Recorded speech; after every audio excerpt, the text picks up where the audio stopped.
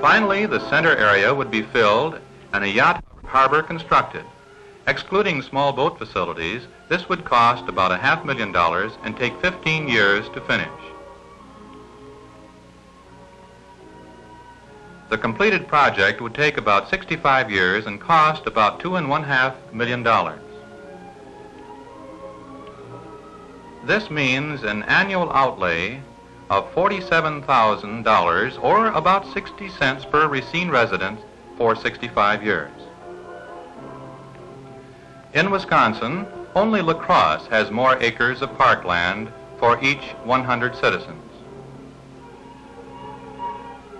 In Racine, there are 382 acres of parks within the city limits.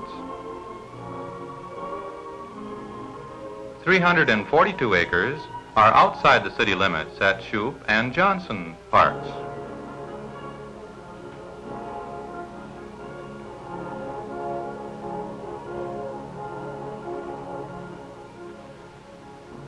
The proposed development would bring park space to that section of Racine which has the least park facilities at present.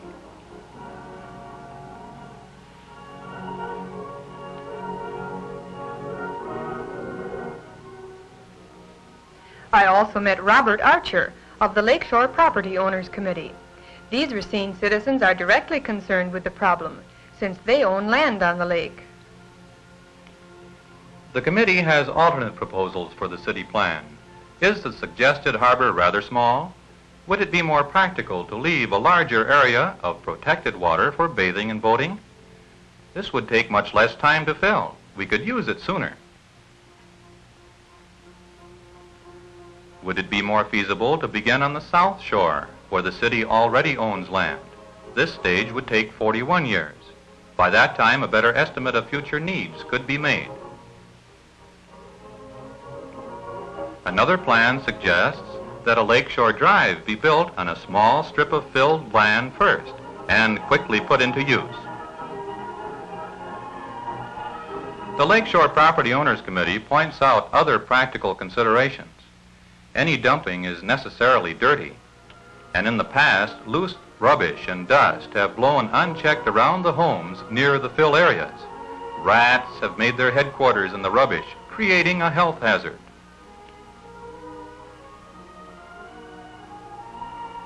Improved supervision is certainly necessary to the success of any future program. Lack of it can give a few individuals the opportunity to start fires intentionally or by dumping flammable materials in prohibited areas. Spontaneous combustion also takes its toll. Fires fill nearby neighborhoods with the noxious smell of burning rubbish, and men and equipment of the city have to be used in the nuisance work.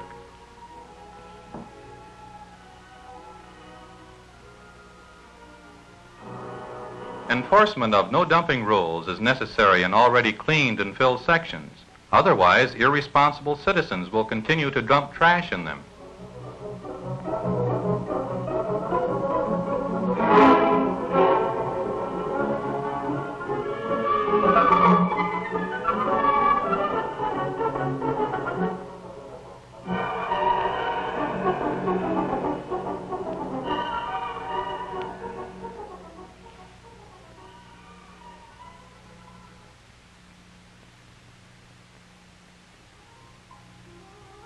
When all the fill is in place, will it be necessary to construct another expensive breakwater to protect the new land?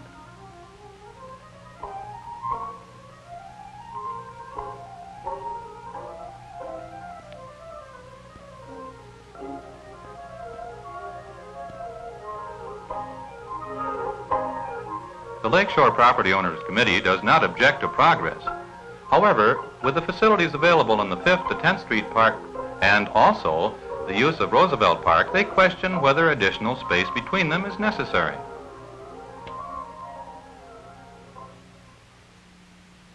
These and other questions should be thoroughly studied before going ahead. I felt that I'd learned all I could of the history of Racine's shoreline and the plans for future development, but could Racine put any program into action? Would we be able to swing it financially? I went to the mayor's office.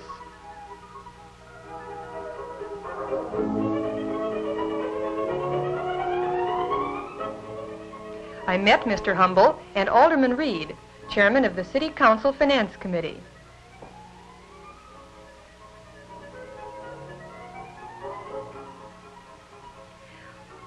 One of my first questions concerned legal aspects of the situation. The mayor called in Tom Corbett, the city attorney.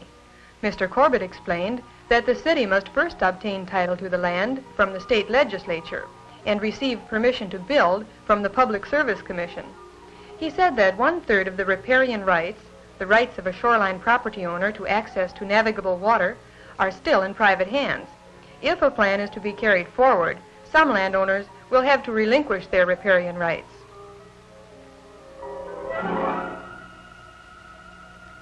Then I talked to Alderman Reed about finances. These are the estimated needs of the city for the next 6 years. First concern is for the education of Racine's future citizens. The expanding school population requires additions to old schools and construction of new schools.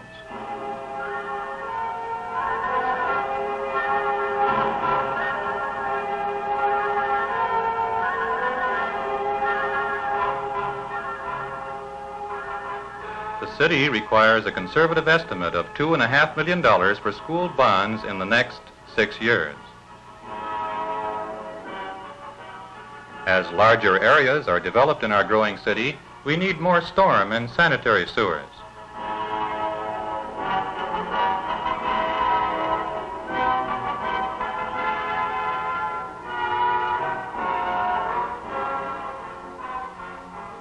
This will cost some $3 million. An additional $400,000 is needed for expansion of the sewage disposal plant. Streets, alleys, curbs, and sidewalks are necessary to maintain and expand the arteries upon which our civic life depends. We must replace worn-out paving and open new areas as quickly as we can, so all people will have swift access to other parts of the community.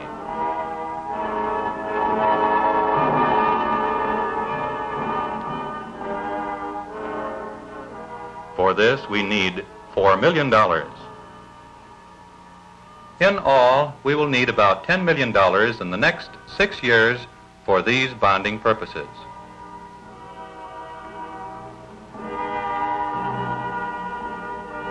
These items, of course, are not the only ones in the city budget. The 1955 budget is estimated at about $11.5 million. Of this, about $800,000 is earmarked for principal and interest on the city's bonded debt.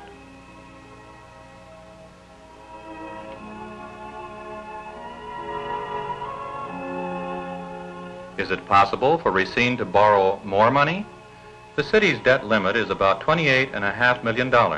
At present, Racine has about $8.5 million in outstanding bonds, about 30% of the legal debt limit. This means that Racine has remaining bonding power of almost $20 million.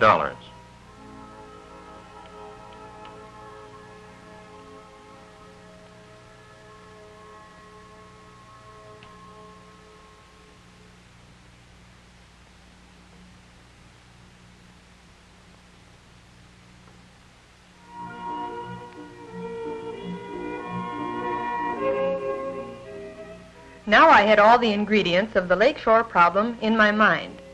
As time went on, I sifted them out and formed my own opinion. But I did realize that it might not necessarily be the one that other people advocated, or the one which might finally be adopted.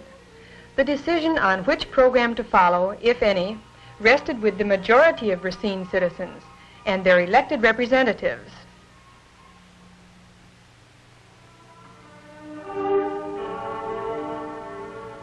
The future of Racine and its lake shore depends on these men who will act for the majority of the population. Every alderman has a right to speak in the give and take that makes freely elected civic government work. Every voice and view, official and private, will be heard, and only then will a final vote be taken.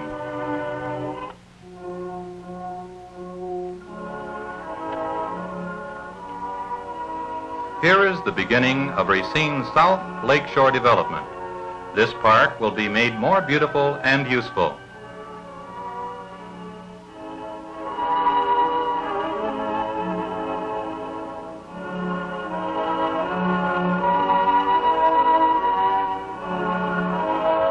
Racine's lakeshore development has reached first base. Perhaps a try for second isn't necessary.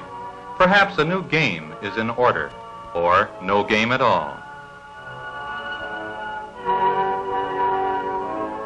This is the South Shore today. Its future rests in the hands of every citizen.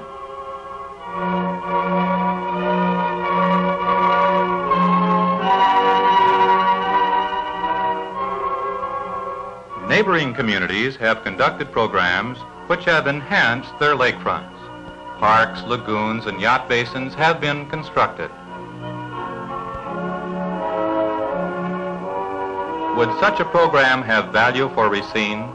Will Racine citizens support a carefully planned lakeshore development program? This film has presented the facts as they are now known. The final answer must come from every voter in Racine.